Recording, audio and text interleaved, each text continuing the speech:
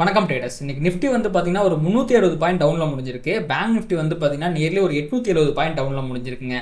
இந்த மாதிரி ஒரு பெரிய ஃபாலுக்கு காரணம் வந்து பார்த்தீங்கன்னா ரெண்டு விஷயம். ஒன்று வந்து பார்த்தீங்கன்னா இந்த வீக்கெண்டில் வந்து சால்வ் ஆயிரும் அப்படின்னு நினச்ச ஈரானுக்கும் அமெரிக்காவுமான பிரச்சனை வந்து இன்னும் சால்வ் ஆகிற மாதிரி தெரியல. அதை பற்றின எந்த அப்டேட்டுமே இது வரைக்கும் கிடைக்கல.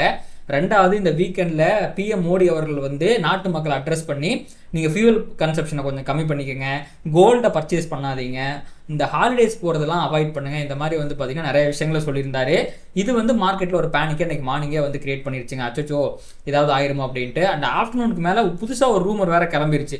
பெட்ரோல் டீசல் ப்ரைஸஸ் எல்லாமே வந்து பார்த்தீங்கன்னா May 15க்கு அப்புறம் ஹைக் ஆக போகுது, $4 5 வந்து ஏற போகுது அப்படிங்கிற மாதிரி ஒரு ரூமருமே ஸ்ப்ரெட் ஆயிருச்சு. இது எல்லாமே சேர்த்து தான் வந்து பார்த்தீங்க அப்படின்னா இன்றைக்கி மார்க்கெட்டை வந்து பார்த்தீங்கன்னா ஒரு பெரிய ஃபாலுக்கு கொண்டு போயிருச்சு.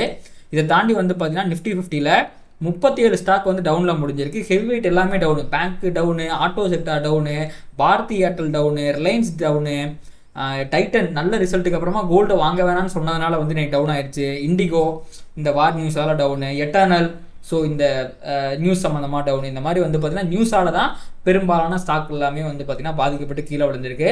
டாடா கன்சியூமர் மட்டும் ரிசல்ட் நல்லா வந்ததுனால அது மேலே போயிருக்கு. அதை தாண்டி வந்து பார்த்தீங்கன்னா பாசிட்டிவாக முடிஞ்ச எல்லா ஸ்டாக்குமே ஹெவி வெயிட் இல்லை அப்படிங்கிறதுனால தான் மார்க்கெட்டில் இன்றைக்கி சப்போர்ட் பண்ணுறதுக்கு ஸ்டாக்ஸ் எதுவும் இல்லைங்கிற காரணத்தினால பெரிய ஃபாலில் முடிஞ்சிருக்குங்க.